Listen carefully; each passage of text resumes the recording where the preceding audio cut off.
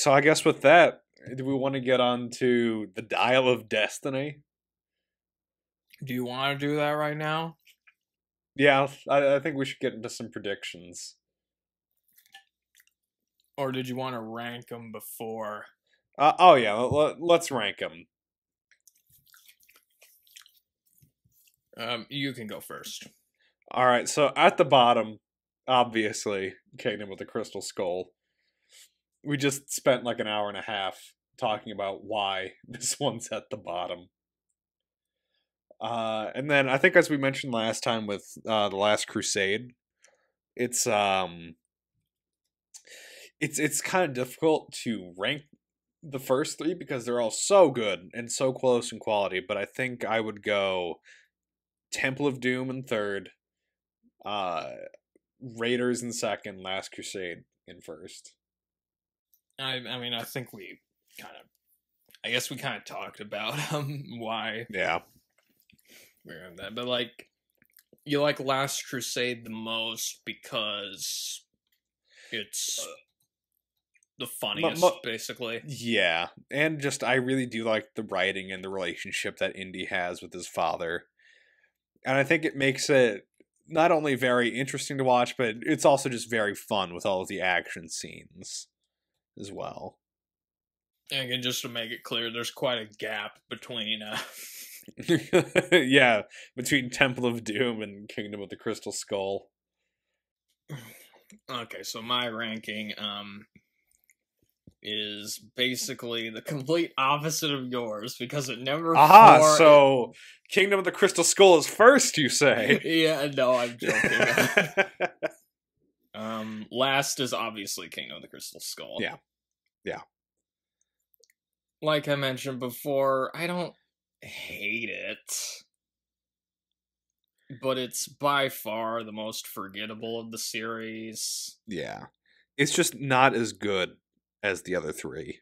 There's just a lot of missed opportunities. Again, there's things I like and things I don't like. I think it starts off pretty good, but then basically once Shia LaBeouf starts becoming a major character, it starts to lose me. Overall, it's okay. It's nothing special, which I hate saying that about an Indiana Jones movie. Yeah. This is where it gets hard.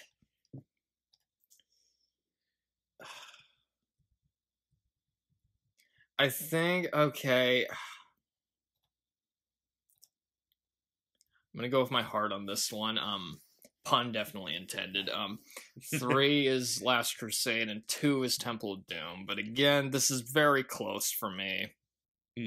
Because I love these two movies a lot, you know. The problem is just that they're so different. It's hard for me to compare them. Yeah. Like, I love them for different reasons, but I think I slightly prefer Temple of Doom now just because it's so insane. Yeah, plus, like we mentioned, it's different than the other movies in a good way. But it still feels like a 30s adventure serial. Yeah. Like Raiders did, you know. And Last Crusade, obviously, I think Last Crusade's a great movie. It's very funny. It's got character development. It's got more of an emotional side. I mean, Sean Connery's in it. I mean, for fuck's sake.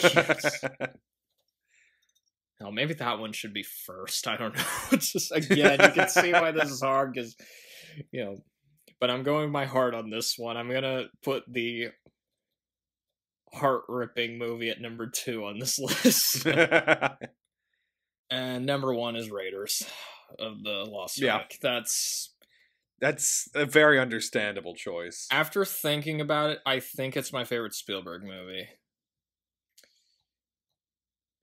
As much as I love Jaws, I don't think it's quite as fun as Raiders of the Lost Ark. And I'd like to point out, Jaws is one of my favorite movies of all time. I have a poster of it upstairs. So this is not an easy decision here.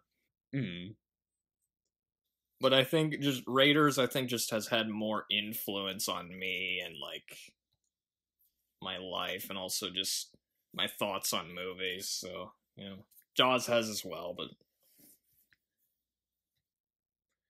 Not quite to the same extent as Raiders. But at the same time, though, obviously. Jaws is another movie like Raiders where I don't really have any huge problems with it. It's just a near perfect movie for me.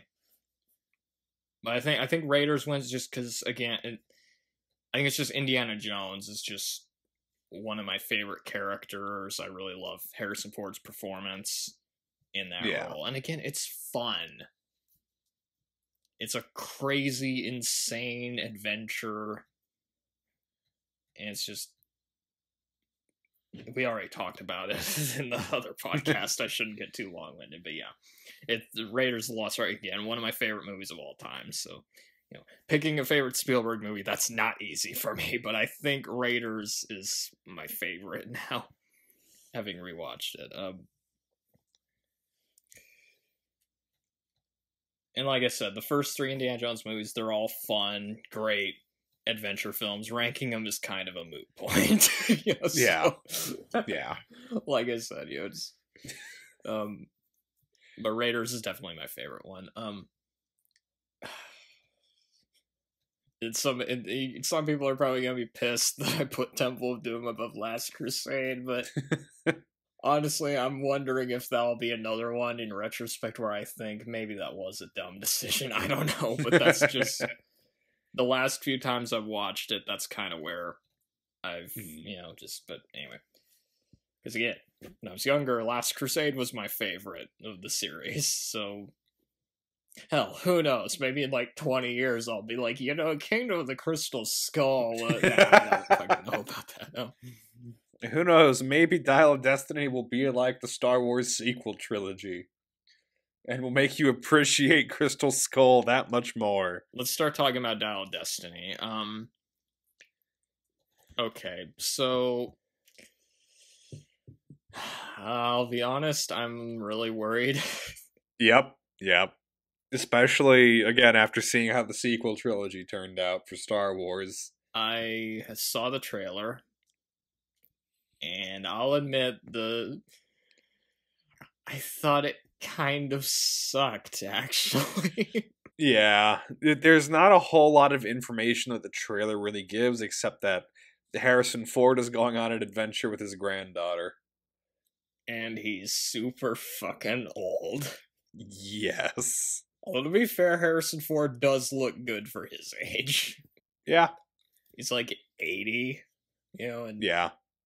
He looks better than Sean Connery did in The Last Crusade, and Connery was only like in his 50s.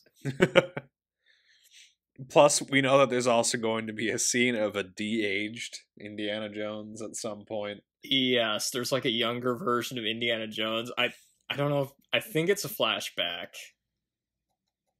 If I remember right, at least from what I've read. I hope they don't go the fucking time travel.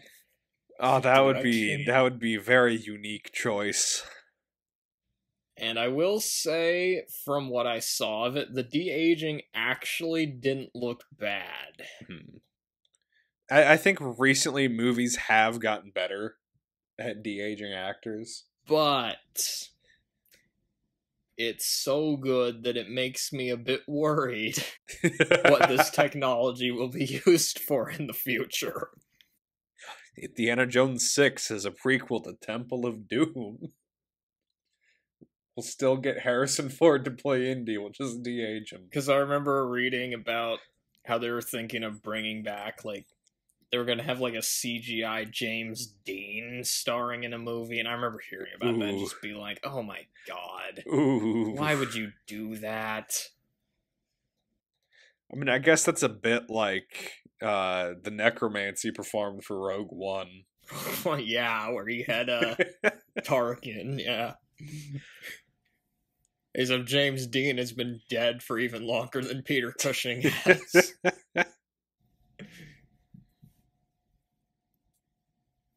Well, at the very least, though, it sounds like Peter Cushing, like... I remember reading a quote from him. He said that his only disappointment with Star Wars was that he didn't get to be in another one. So who knows? Maybe he would have liked that. But yeah, so the trailer, I I just wasn't that impressed with it. Like it looked like Kingdom of the Crystal Skull. Yeah, which is my biggest problem with what I've seen. Even the color looks a bit like Yeah, it Crystal does. Skull, which is very upsetting. Honestly, that's like one of my only hopes at this point is that this movie will be better than Kingdom of the Crystal Skull. I will say, casting Mads Mikkelsen as the villain, I think is a fantastic idea. He's been pretty good at playing villains, especially in Casino Royale. Yes. And I became a huge fan of him, of his performance in Death Stranding, where he's one of the villains. That's a video game, right? Yeah. Just an absolutely fantastic job in that. And then, of course, Casino Royale. He's my favorite villain of the Daniel Craig era of Bond. Yep. I would say. Because, I mean, the only other competition he has is, like, Raul Silva, played by Javier Bardem, which, a good performance. His plot didn't really make much sense if you put too much scrutiny on it, but... Are you telling me that the villain from Quantum of Solace wasn't the best one in the series? I almost forgot what his fucking name was. Isn't it like Mr. Green or something Dominic like that? Green, yeah. Yeah. Basically, they were trying to do, like, a similar plot to Chinatown, where they're, like, stealing the water or something. I don't fucking know. Quantum of Solace is such a forgotten movie. It's better than... Honestly, though, I would rather watch Quantum of Solace than Spectre, because Spectre is just... Spectre is a very unique movie. It was so just... You bring back, like, the arch rival of James Bond, and then that's it. That's all you do with it. Yeah, that's another movie with weird color grading. That's right, because isn't there a scene at the beginning that takes place in Mexico, and the whole screen is like orange the entire time? It's like piss colored or something. It just does not look good. But yeah, we're not doing this isn't a podcast on James Bond. As much as I'd like to do a podcast on James Bond at some point, but I have to keep it on Indiana Jones. James Bond inspired Indiana Jones. There we go. Back on topic. Then, of course, we have Sala making his return. Yeah, that's cool that they're bringing back John Rhys Davies. In another movie where Indy fights Nazis. Yes, that's another thing. Okay. All Sala fights is Nazis, apparently. All of the odd-numbered Indiana Jones movies have Nazis and Sala in them, apparently. And who else do we... Okay, Phoebe Waller-Bridge is in it as Indiana Jones's granddaughter? Yeah, goddaughter. That's right, yeah. And I'm a little worried because she played the annoying robot in Solo. So I'm kind of like, yeah, I don't know about this. We also have Antonio Banderas playing a character. Yeah, that's interesting. I don't know who he plays in it. It says Ronaldo, a friend of Indy, and that's all that we're given. Okay, so we don't really know. How much you want to bet he betrays Indy in this movie? Oh, no, please, not again. Toby Jones is in it as well. Yep. That's I mean, okay, John Rhys Davies, Antonio Banderas, Toby Jones, and Mads Mikkelsen. Those aren't bad casting choices. Yeah. It just depends on how they use them. Exactly, yeah. I don't know whether to trust movies anymore. Sometimes, just...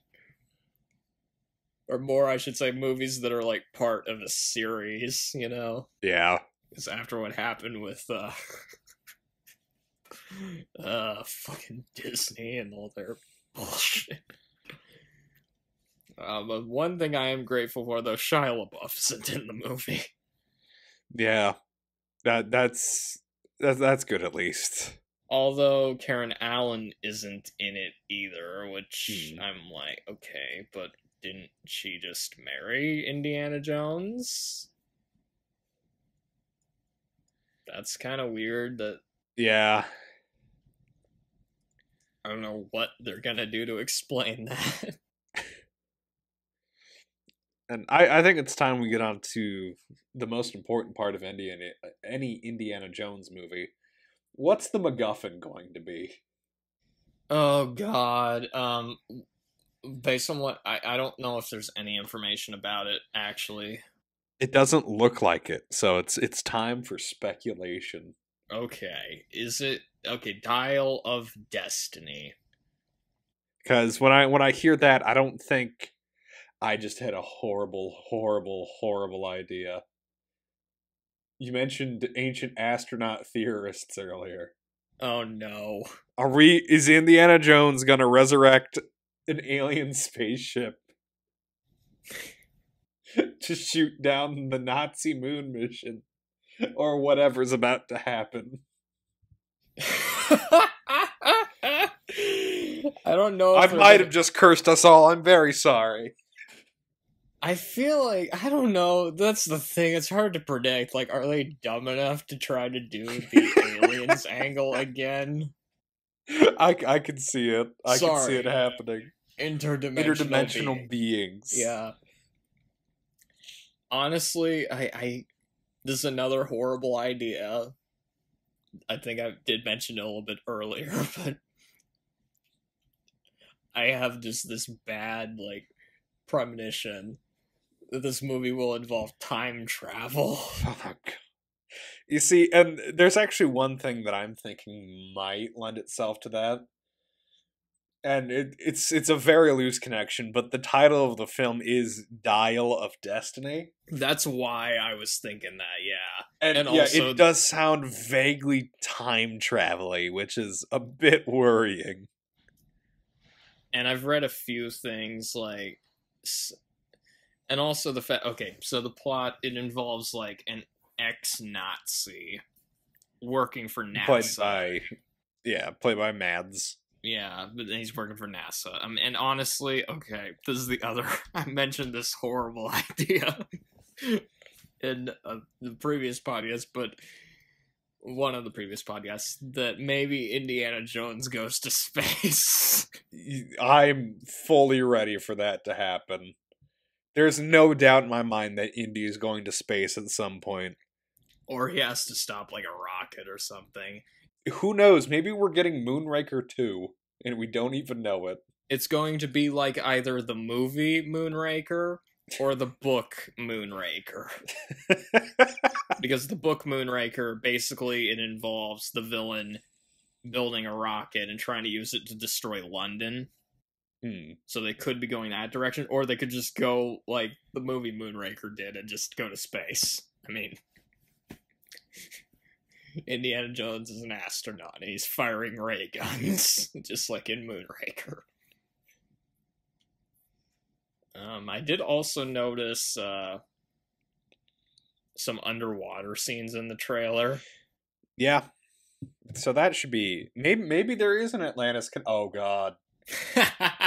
They're gonna find Atlantis, and that's where the alien spaceship that Indy resurrects will be. And while we're at it, Aquaman shows up. Oh, God, stop. We can't give them any ideas. Or who knows, maybe they'll do like a adaptation of 20,000 Leagues Under the Sea. Where he meets like Captain Nemo or something. Honestly, I'd be on board with that. Because I love that book, honestly. I'm like, oh, wait. I don't know why Indiana Jones is adapting my favorite book, but okay, I can get on board with this. Okay, one thing that might give us a clue of what the MacGuffin is. The filming locations. They're filming mostly in Europe. Okay. Namely England, Scotland, Italy. It seemed like most of the locations I was seeing were in Italy. Okay. And So could it be like another Morocco. Catholic? Oh, in Morocco. Morocco. So it's going to be either. My guess is it's going to be. It could be Catholic, because that's another thing we have to. There's might be a religious element in this movie, Yeah. so maybe it's a. Maybe it's like a amulet that used to belong to one of the popes. And they have to go to his tomb in the Vatican. Hold on. I'm currently Googling something. Christian artifacts related to time travel. Oh no. Give me a second.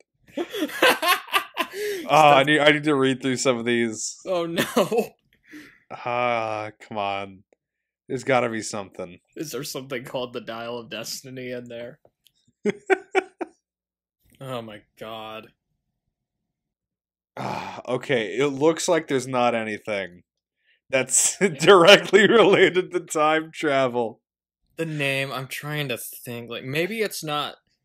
I doubt that's the literal name of the artifact. Yeah. It could have either Dial or Destiny as a part of. Maybe it's a sundial. Oh. It's like a sundial that, like, if you rotate it a bit, it, like, opens something up. Huh. Maybe they... Maybe it gets its powers from the sun or something? Ooh, here's something else that it could be the Spear of Destiny. But no, they say Dial. It's not going to be anything else. Never mind. But yeah, I could see the sundial being a thing. It could be, yeah. It's going to be either an Italian artifact or like a Moroccan one. Yeah. Morocco.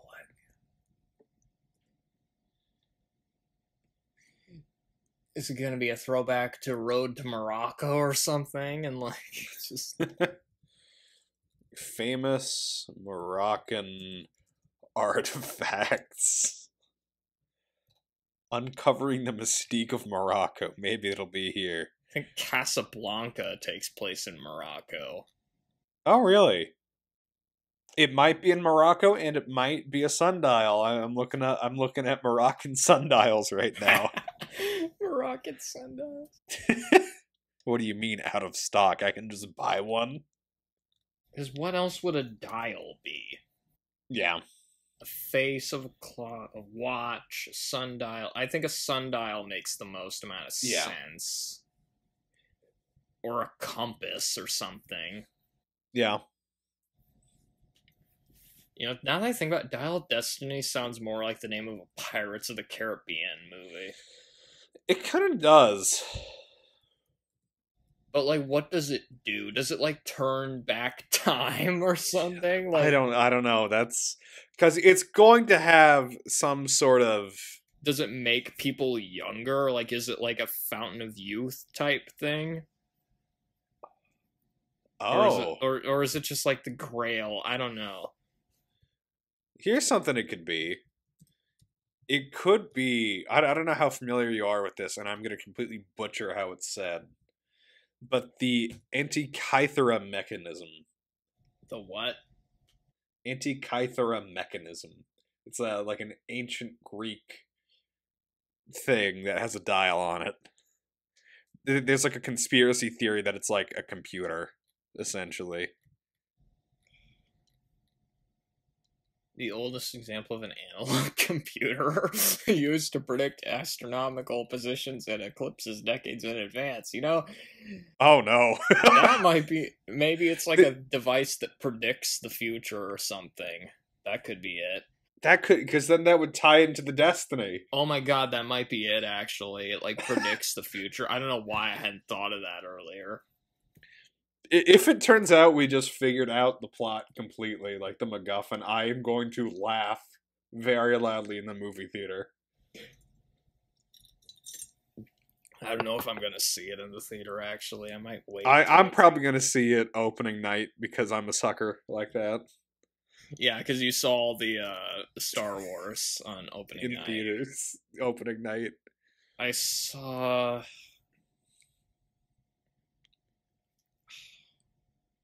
I think I saw Rogue One. Like I saw him in the morning, if I remember right, but it was like the day they were coming out. But yeah. Except for Solo and Rise of Skywalker, but anyway. Antique. Yeah, it might be like a device that predicts the future or something. I feel like that makes sense for the title. Or maybe it's just we're putting too much thought into it. Maybe they didn't put any thought Honestly, into that's probably what it is. I could honestly see it being like a sundial, though. That would make some amount of sense. But, like, it has to be a really valuable sundial, obviously. Like, who the fuck does it belong to? Famous sundials of the world. The Jalpur Observatory in Rajasthan, which contains the Jantar Mantar instruments, is the largest and best preserved of the ancient big observatories. The Samrat Yantra is the world's largest sundial. This movie's somehow going to involve astronomy. It has to. Yes, because there is a focus on space. And NASA, yeah. Okay, where is the Samrat Yantra located? I'd imagine it's like probably a golden sundial or something. Like, it's an Indiana Jones movie. It has to be like a gem for like a valuable, like... Yeah, it has to have some sort of perceived worth. Exactly, yeah. It can't just be a regular fucking sundial. Can you imagine if it's just like the sundial at Pella or something like that? Oh my god. Oh no, with the history of sundials on Wikipedia. The world's oldest sundial from Egypt's Valley of the Kings. If it was Egyptian, you'd think that they'd be filming in Egypt. Maybe they filmed in Morocco because it looks like Egypt, I don't know. Yeah. But yeah, it seems like most of the locations were in Italy, so it's probably that's where. Yeah, I'm guessing that's where most of the movie's going to take place. But not really filming in the U.S. that much, I noticed. So at the very least, they're going to be traveling the world a little bit. So that'll be nice to see. In Europe. Traveling the world in Europe. But what religion do you think this movie's going to involve? That's a great question. So we've had Judaism in the first one. We had like a local like Hindu belief in the second one. Christianity in the third. Conspiracy theories in the fourth. Yeah, ancient astronaut theories. I feel like, okay, Morocco. Okay, Italy. If it's Italy, it might be a pagan thing.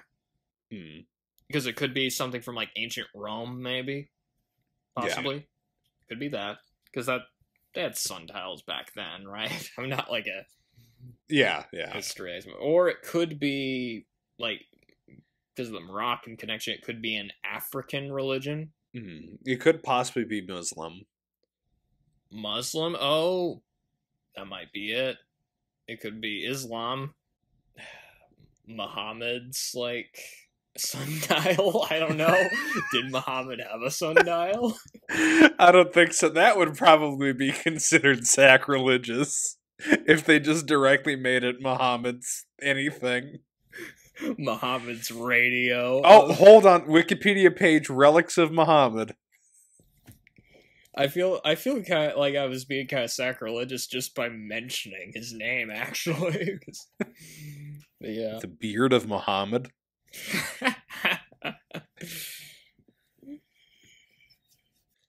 Time to hit Control F and look up the word dial. There's nothing on this page.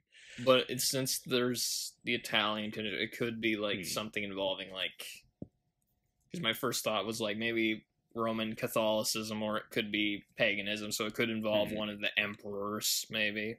Yeah. Julius I was Caesar's, thinking that maybe like, ooh, Julius Caesar's sundial. that'd be interesting. You know what? I might be on board with that then. Oh, sundials were ubiquitous in medieval Islam. Since their shadows showed when it was time to perform the midday and afternoon prayers. Locations look nice. It looks like they chose nice looking locations for this. Yeah. I just looked up Sicilian artifacts and I'm greeted with like the most terrifying thing I've ever seen in my life. Morocco, they shot Morocco. Okay, what did you find? Posting it in the chat. Oh no. This has nothing to do with anything, it's just the first thing that showed up. Is that real? Yes, it's under Sicilian art. I wasn't sure if somebody if that was like photoshopped or if that's actually a real thing. So what if it's related to like the 3-legged head thing? I forget what it's called. The 3-legged head. What? I don't know. I don't know what you're talking about, actually. Could you give me a little bit more than I'm trying. The Trinacria. Looking up 3-legged head. The 3-leg. It's like the emblem of Sicily. Triskelion? Trinacria. I'm probably butchering this. Give me a second to find an image. Well, how's it? What's it spelled like? Oh, Trinacria. Wait a minute. Let me look. I found the spelling of it. Okay. Trinacria. What the hell is this thing? It's like the woman's head with 3 legs coming out of it. It's kind of like a dial. It's Medusa's head in some of the pictures I'm seeing. That's fucking weird. That's so strange. It's like Medusa. Maybe it turns people to stone. Or something. Yeah, like Medusa turns people to stone. What do you think is going to be like the big over-the-top death at the end of the movie? Well, it probably depends on whatever the artifact is. Well, no shit. Maybe if it's a sundial, he just gets like... Maybe if it's a sundial, he just gets impaled on it and that's it. We continue just having lame villain deaths for the rest of the Indiana Jones series. If it does have something to do with time travel, it could be he's either thrown to like the birth of the universe or the heat death of the universe.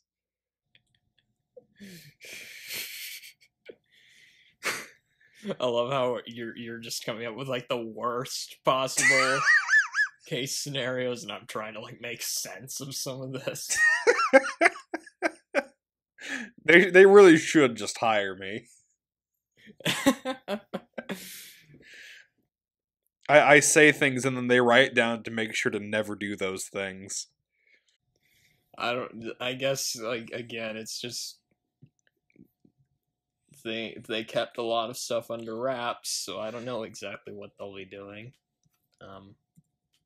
Well, there's a few other things we should mention. Oh, the director. Oh, yes. They got James Mangold. So Spielberg did not direct this. No. He's not directing it. He's like a producer on it, I think. And I know recently Mangold has done Logan and Ford v Ferrari. Yeah. He has a interesting filmography. Because he did Copland, which I think more people should watch that movie. I think it's pretty good. It's like a movie I doubt most people haven't even heard of it, but I think it's pretty good.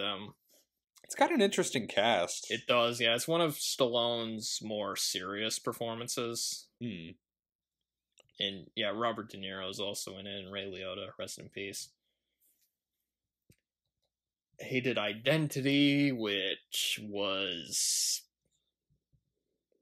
strange. I don't know. It was one of those movies that just had a weird was trying to do like weird twists and turns, but it didn't quite work. So no, he did Walk the Line, where Joaquin Phoenix played Johnny Cash, and he did all his own singing, which I admire the commitment. Yeah. Especially since he's trying to sound like Johnny Cash. He did the remake of 3:10 to Yuma. Oh, he directed Night and Day? That is not... Oh my god, that's not a good movie. He's got an interesting filmography. He also directed The Wolverine.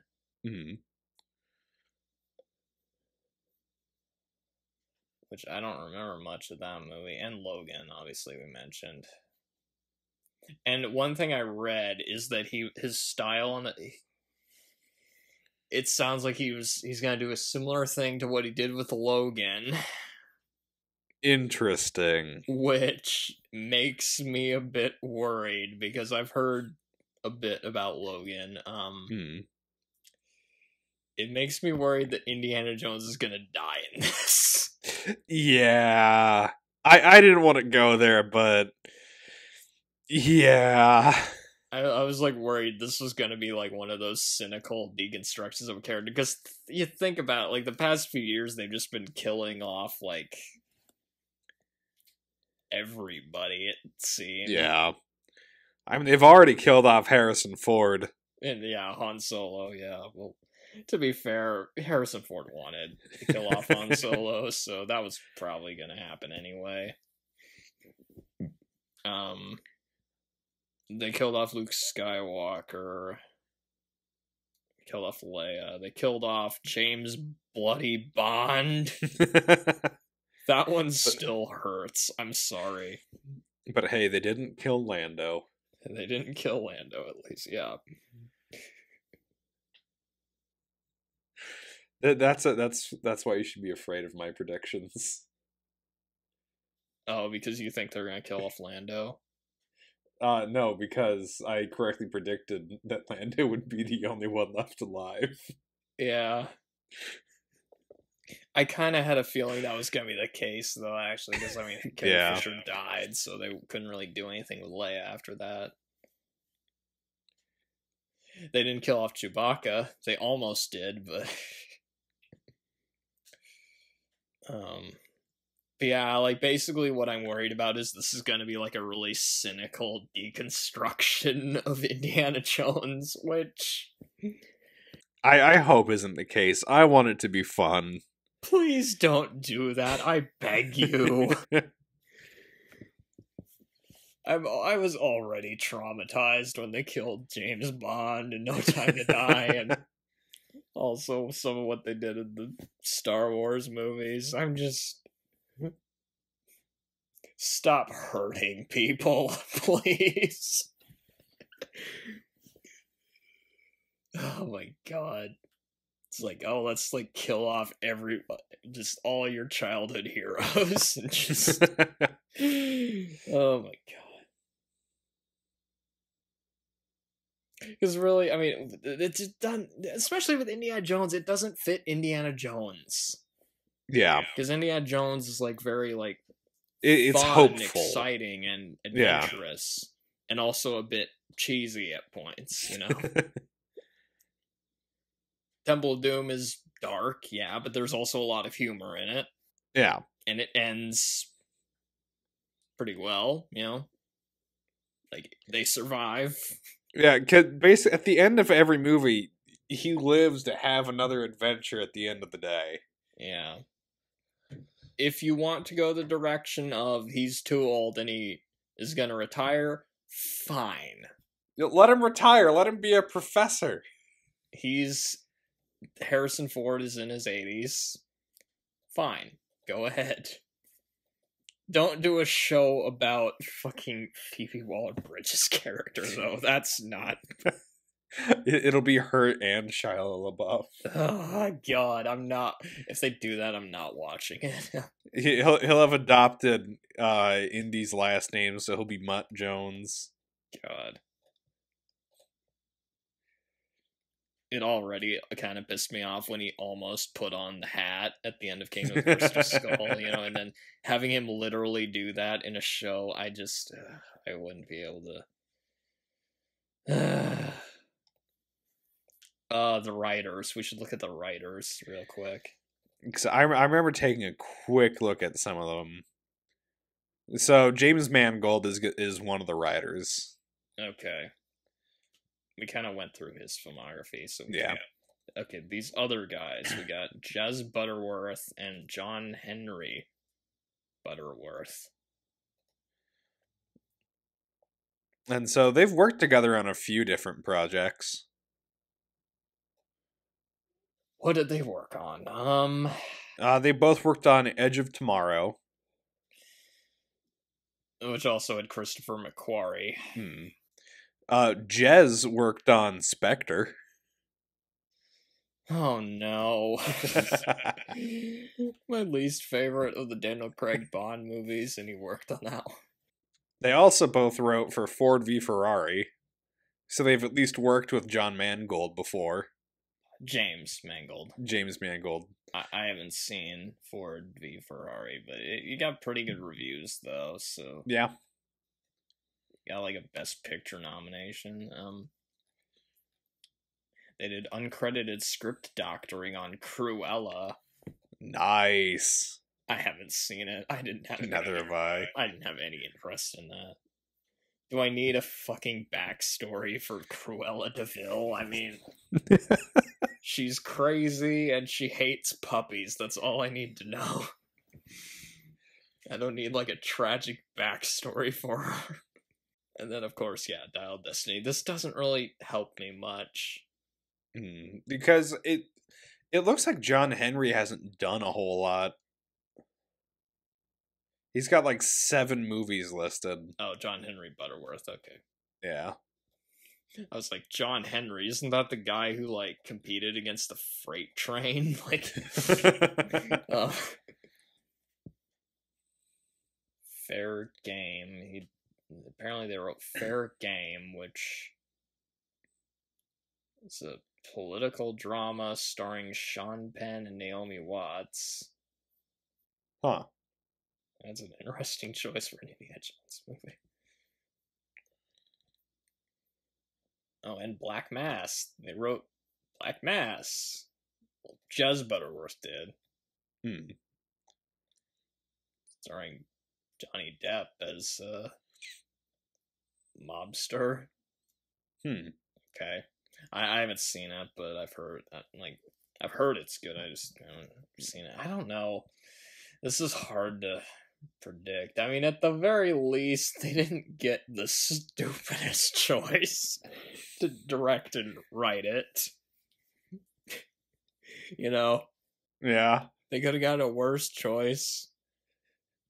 At least Ryan Johnson isn't involved. Oh, God, why would you even say that? Or Zack Snyder. They don't have those guys involved, so... I want my Zack Snyder's Indiana Jones hardcore reboot starring Chris Pratt. Chris Pratt is... They basically give him, like, a tragic backstory and make him, like... He's literally a grave robber. In those, he's like... God, that would be horrible. It would basically just be Peter Quill with a whip. Peter Quill with a whip, yeah, but darker because it's Zack Snyder. Yeah. Indiana Jones was raped in prison. God damn it, Zack Snyder.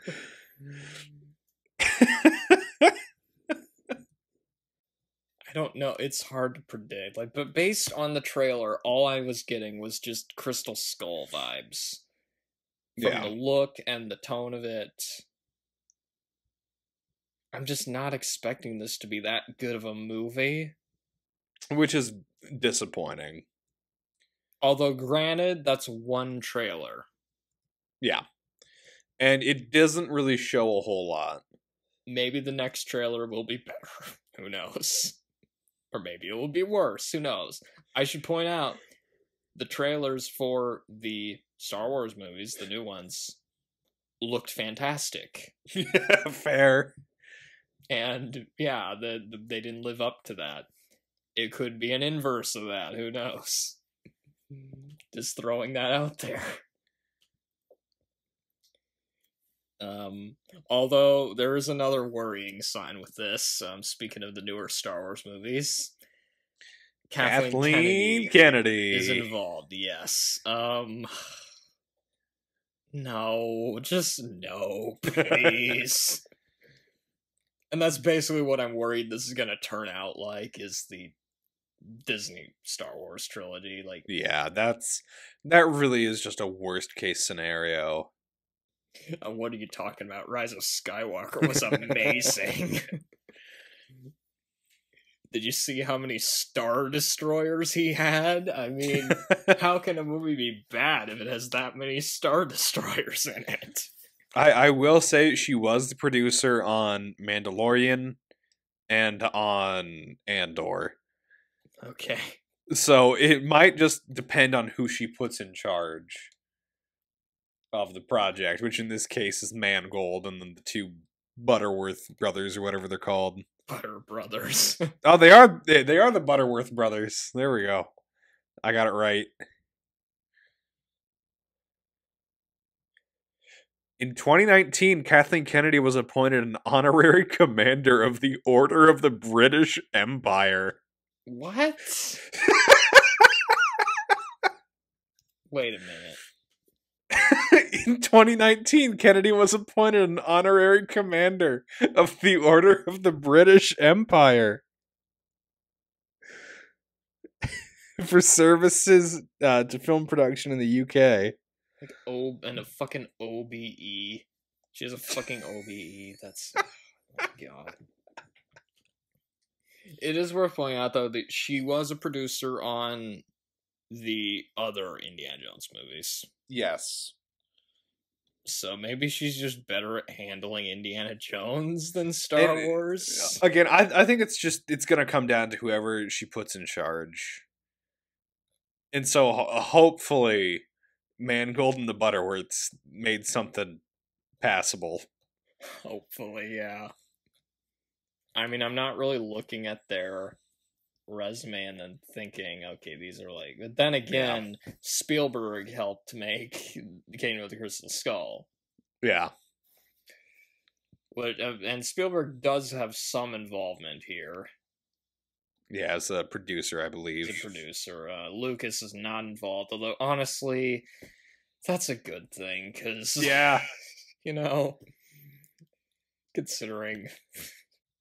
yeah, basically, okay.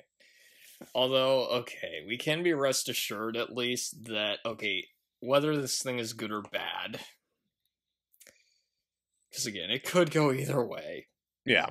I'm leaning more towards bad right now, but again, I have been proven wrong before. When I walked out of the theater after seeing Last Jedi the first time, I loved it, and then I rewatched it, and... nope. It's not. Yeah. Nope. I don't know why I liked this. But whether it's good or bad, the good thing is the Indiana Jones movies, they all work as standalone films. Yes. There are very little chances of ruining the continuity of the series. So unless they introduce time travel. Unless they do that, yeah. But it'll probably still not be as, like, just catastrophic as what happened with Star Wars. Every time I think about it. And so I think on this incredibly dour note. Oh, there's one. Oh, yeah? There's one good thing we'll get out of this. They did manage to get John Williams back. That's right. We'll have another good score. At the very least, the music will be good. If the score is bad, I will actually just lose my faith in humanity. On YouTube, you can find John Williams performing a track from this movie live in concert. So. Oh, really? And I've listened to it a few times, because I thought this was going to be his last score since he was retiring. But then he, like, changed his mind or something. Yeah. I was, like, really confused about it. I'm like, he said he was retiring, but wait, he's not? Wait, what? But either way, this is the last time John Williams will be doing a score for an Indiana Jones movie, so make of that what you will. He also did the music for Rise of Skywalker. It didn't save that movie, but yeah. So, God, I just don't know at this point. I don't know. I feel like every, like, film series I've grown to love over the years has just been driven into the ground. Yeah, exactly, yeah. They just don't know when to let things go. Like, just... God damn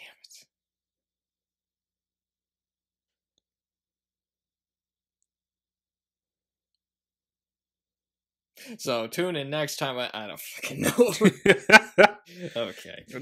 Oh my god. Andrew Griffith. Yeah. Good night, you stupid idiot. Good night, you miserable slob.